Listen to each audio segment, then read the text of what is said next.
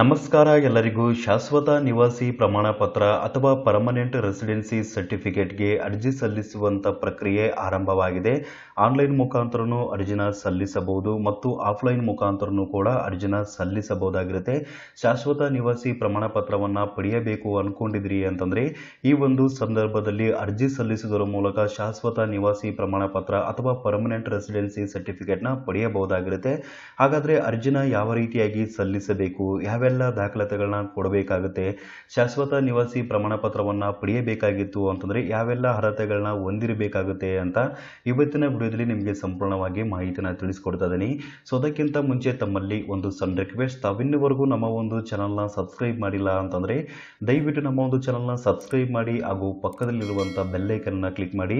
GSP clerks ಚಾನಲನ್ನು subscribe ಮಾಡೋದ್ರಿಂದ ಸಾರ್ವಜನಿಕರಿಗೆ ಉಪಯುಕ್ತ ಆಗುವಂಥ ಮಾಹಿತಿಗಳು ಹಾಗೂ ಕೇಂದ್ರ ಸರ್ಕಾರದ ಕಡೆಯಿಂದ ಮತ್ತು ರಾಜ್ಯ ಸರ್ಕಾರದ ಕಡೆಯಿಂದ ಸಿಗುವಂಥ ಯೋಜನೆಗಳ ಮಾಹಿತಿಗಳನ್ನ ಕೂಡ ನಮ್ಮ ಒಂದು ಚಾನಲ್ನಿಂದ ನೀವು ಪಡೆಯಬಹುದಾಗಿರುತ್ತೆ. ಸೊ ಅದರಿಂದಾಗಿ ದಯವಿಟ್ಟು ನಮ್ಮ ಒಂದು ಚಾನಲ್ನ ಸಬ್ಸ್ಕ್ರೈಬ್ ಮಾಡ್ಕೊಳ್ಳೋದು ಮಾತ್ರ ಮರಿಬೇಡಿ. ಶಾಶ್ವತ ನಿವಾಸಿ ಪ್ರಮಾಣ ಪತ್ರ ಅಥವಾ ಪರ್ಮನೆಂಟ್ ರೆಸಿಡೆನ್ಸಿ ಸರ್ಟಿಫಿಕೇಟ್ಗಾಗಿ ಅರ್ಜಿ ಸಲ್ಲಿಸುವಂಥ ಪ್ರಕ್ರಿಯೆ ಆರಂಭವಾಗಿದೆ.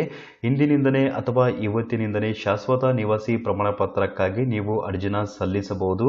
ಹಾಗಾದರೆ ಅರ್ಜಿ ಸಲ್ಲಿಸುವುದು ಹೇಗೆ, ಯಾವೆಲ್ಲ ದಾಖಲಾತಿಗಳನ್ನ ಕೊಡಬೇಕಾಗುತ್ತೆ, ಶಾಶ್ವತ ನಿವಾಸಿ ಪ್ರಮಾಣ ಪತ್ರವನ್ನು ಪಡೆಯಲು ಯಾವೆಲ್ಲ ಅರ್ಹತೆಗಳನ್ನ ಹೊಂದಿರಬೇಕಾಗುತ್ತೆ ಅಂತ ಮಾಹಿತಿನ ತಿಳಿಸ್ಕೊಡ್ತಾ ಇದ್ದೀನಿ. ಶಾಶ್ವತ ನಿವಾಸಿ ಪ್ರಮಾಣ ಪತ್ರವನ್ನ ಪಡೆಯಲು ಯಾರೆಲ್ಲ ಅರ್ಜಿನ ಸಲ್ಲಿಸಬಹುದು ಅಥವಾ ಯಾರೆಲ್ಲ ಅರ್ಹರು ಅಂತ ಕೇಳಿದ್ರೆ, ಕರ್ನಾಟಕ ರಾಜ್ಯದಲ್ಲಿ ಜನಿಸಿದ್ದು ಮತ್ತು ಕನಿಷ್ಠ 10 ವರ್ಷಗಳ ಕಾಲ ವಾಸಿಸಿರುವವರು ಅಥವಾ ವಾಸವಿದ್ದಂಥವರು ಅರ್ಜಿನ ಸಲ್ಲಿಸಬಹುದು. ಕರ್ನಾಟಕದಲ್ಲಿ ನಿರಂತರವಾಗಿ ಕನಿಷ್ಠ 10 ವರ್ಷಗಳ ಕಾಲ ಸಾಮಾನ್ಯ ನಿವಾಸಿ ಆಗಿದ್ದಂಥವರು ಕೂಡ ಅರ್ಜಿನ ಸಲ್ಲಿಸಬಹುದು. ಕರ್ನಾಟಕದಲ್ಲಿ ಕನಿಷ್ಠ 10 ವರ್ಷಗಳ ಕಾಲ ಶಿಕ್ಷಣವನ್ನ ಪಡೆದಂಥವರು ಅಥವಾ ಓದಿದಂಥವರು ಕೂಡ ಅರ್ಜಿನ ಸಲ್ಲಿಸಬಹುದು. ಪತಿ ಪತ್ನಿ ಅಥವಾ ಪೋಷಕರು ಕರ್ನಾಟಕದಲ್ಲಿ ಕನಿಷ್ಠ 10 ವರ್ಷಗಳ ಕಾಲ ನಿವಾಸಿ ಆಗಿದ್ದಂಥವರು ಕೂಡ ಅರ್ಜಿನ ಸಲ್ಲಿಸಬಹುದು. ಕರ್ನಾಟಕದಲ್ಲಿ ಕನಿಷ್ಠ 10 ವರ್ಷಗಳ ಕಾಲ ವಾಸದ ಮನೆ ಹೊಂದಿದಂಥವರು ಅಥವಾ ಹೊಂದಿರುವಂಥವರು ಕೂಡ ಅರ್ಜಿನ ಸಲ್ಲಿಸಬಹುದು. ಕರ್ನಾಟಕದಲ್ಲಿ ಕನಿಷ್ಠ 10 ವರ್ಷಗಳ ಕಾಲ ನಿವಾಸ ಸ್ಥಿತಿಯನ್ನು ಸಾಬೀತುಪಡಿಸುವ ಸರ್ಕಾರಿ ದಾಖಲೆಗಳನ್ನು ಹೊಂದಿದಂಥವರು ಕೂಡ ಅರ್ಜಿನ ಸಲ್ಲಿಸಬಹುದು. ಅರ್ಜಿದಾರರು ಅಥವಾ ಅವರ ತಂದೆ ತಾಯಿಯವರಲ್ಲಿ ಯಾರಾದರೂ ಕರ್ನಾಟಕದ ಸರ್ಕಾರಿ ಸಾರ್ವಜನಿಕ ಸಂಸ್ಥೆಯಲ್ಲಿ ಕನಿಷ್ಠ 7 ವರ್ಷಗಳ ಕಾಲ ಉದ್ಯೋಗದಲ್ಲಿ ಇದ್ದಂಥವರು ಕೂಡ ಅರ್ಜಿನ ಸಲ್ಲಿಸಬಹುದು. ಶಾಶ್ವತ ನಿವಾಸ ಪ್ರಮಾಣ ಪತ್ರ ಹೊಂದಿರುವ ಅಥವಾ ಪಡೆಯಲು ಅರ್ಹತೆ ಹೊಂದಿರುವ ವ್ಯಕ್ತಿಯೊಂದಿಗೆ ವಿವಾಹವಾಗಿರುವಂಥವರು ಕೂಡ ಅರ್ಜಿನ ಸಲ್ಲಿಸಬಹುದಾಗಿರುತ್ತೆ. ಇದರಲ್ಲಿ ಯಾವುದಾದ್ರೂ ಒಂದು ಅರ್ಹತೆಯನ್ನ ನೀವು ಹೊಂದಿದ್ರಿ ಅಂತಂದ್ರೆ ಶಾಶ್ವತ ನಿವಾಸಿ ಪ್ರಮಾಣ ಪತ್ರಕ್ಕಾಗಿ ನೀವು ಅರ್ಜಿನ ಕೂಡ ಸಲ್ಲಿಸಬಹುದಾಗಿರುತ್ತೆ. ಇನ್ನು ಶಾಶ್ವತ ನಿವಾಸಿ ಪ್ರಮಾಣ ಪತ್ರಕ್ಕಾಗಿ ನೀವು ಅರ್ಜಿನ ಸಲ್ಲಿಸಬೇಕಾಗಿತ್ತು ಅಂತಂದ್ರೆ ಯಾವೆಲ್ಲ ದಾಖಲಾತಿಗಳನ್ನ ಕೊಡಬೇಕಾಗುತ್ತೆ ಅಂತ ಕೇಳಿದ್ರೆ, ಮಧ್ಯದಾಗಿ ಅಫಿಡೇವಿಟ್ ಅಥವಾ ಅಫಿಡಾವಿಟ್ ಸ್ವಂತವಾಗಿ ಕೊಡಬೇಕಾಗಿರುತ್ತೆ. ಸೆಲ್ಫ್ ಆಗಿ ಅಫಿಡೇಟಿವ್ನ ಮುಖ್ಯವಾಗಿ ಕೊಡಬೇಕಾಗಿರುತ್ತೆ.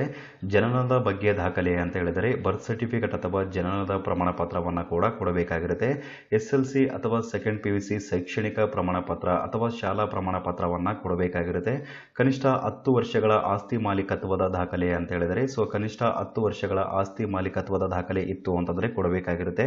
ಕರ್ನಾಟಕದಲ್ಲಿ ಕನಿಷ್ಠ 10 ವರ್ಷಗಳ ವಾಸ್ತವಿಕ ನಿವಾಸವನ್ನ ಸಾಬೀತುಪಡಿಸುವ ಯಾವುದೇ ಇತರೆ ದಾಖಲೆ ಅಂತ ಹೇಳಿದರೆ ಇತರೆ ದಾಖಲೆಗಳು ಯಾವುದಾದ್ರೂ ಇತ್ತು ಅಂತಂದ್ರೆ ಕೊಡಬಹುದು. ಇನ್ನು ಮುಖ್ಯವಾಗಿ ನಿಮ್ಮ ಒಂದು ಆಧಾರ್ ಕಾರ್ಡ್ನ ಕೂಡ ಕೊಡಬೇಕಾಗಿರುತ್ತೆ. ಆಧಾರ್ ಕಾರ್ಡ್ಗೆ ಕಡ್ಡಾಯವಾಗಿ ಮೊಬೈಲ್ ನಂಬರ್ ಲಿಂಕ್ ಕೂಡ ಆಗಿರಬೇಕಾಗಿರುತ್ತೆ. ಮೊಬೈಲ್ ನಂಬರ್ ಲಿಂಕ್ ಆಗಿತ್ತು ಅಂತಂದ್ರೆ ಮಾತ್ರ ನೀವು ಅರ್ಜಿನ ಸಲ್ಲಿಸಕ್ಕೆ ಆಗುವಂಥದ್ದು.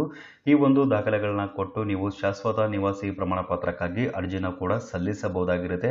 ಹಾಗಾದ್ರೆ ಅರ್ಜಿನ ಯಾವ ರೀತಿಯಾಗಿ ಸಲ್ಲಿಸಬೇಕು ಅಂತ ಕೇಳಿದ್ರೆ, ನೀವು ಆಫ್ಲೈನ್ ಮುಖಾಂತರನೂ ಅರ್ಜಿನ ಸಲ್ಲಿಸಬಹುದು ಮತ್ತು ಆನ್ಲೈನ್ ಮುಖಾಂತರನೂ ಕೂಡ ಅರ್ಜಿನ ಸಲ್ಲಿಸಬಹುದಾಗಿರುತ್ತೆ. ನೀವು ಯಾವುದೇ ಒಂದು ಕೇಂದ್ರಕ್ಕೆ ಭೇಟಿ ನೀಡದನೆ ಅಥವಾ ಯಾವುದೇ ಒಂದು ಕಚೇರಿಗೆ ಹೋಗದನೆ ಸ್ವತಃ ನಿಮ್ಮ ಒಂದು ಮೊಬೈಲ್ನ ಮೂಲಕನೇ ಶಾಶ್ವತ ನಿವಾಸಿ ಪ್ರಮಾಣ ಪತ್ರಕ್ಕಾಗಿ ಅರ್ಜಿನ ಸಲ್ಲಿಸಬಹುದು. ಶಾಶ್ವತ ನಿವಾಸಿ ಪ್ರಮಾಣ ಪತ್ರ ಅಥವಾ ಪರ್ಮನೆಂಟ್ ರೆಸಿಡೆನ್ಸಿ ಸರ್ಟಿಫಿಕೇಟ್ಗೆ ಅರ್ಜಿ ಸಲ್ಲಿಸುವಂತ ಮಾಹಿತಿ ಅಥವಾ ವಿಡಿಯೋ ನಿಮಗೆ ಬೇಕಾಗಿತ್ತು ಅಂತಂದ್ರೆ ಕಮೆಂಟ್ ಮಾಡಿ. ಮುಂದಿನ ವಿಡಿಯೋದಲ್ಲಿ ಖಂಡಿತವಾಗಿ ಕೂಡ ಶಾಶ್ವತ ನಿವಾಸಿ ಪ್ರಮಾಣ ಪತ್ರಕ್ಕೆ ಅರ್ಜಿ ಸಲ್ಲಿಸುವಂತ ಲೈವ್ ಆಗಿರುವಂತ ವಿಡಿಯೋನ ಕೂಡ ನಾನು ಅಪ್ಲೋಡ್ ಮಾಡ್ತೀನಿ. ಸೊ ಈ ಒಂದು ಮಾಹಿತಿ ಎಲ್ರಿಗೂ ತಿಳಿದಿರಲಿ ಅಂತ ನಾನು ಇವತ್ತಿನ ವಿಡಿಯೋದ ಮೂಲಕ ನಿಮಗೆ ಮಾಹಿತಿನ ತಿಳಿಸಿಕೊಟ್ಟಿದ್ದೀನಿ.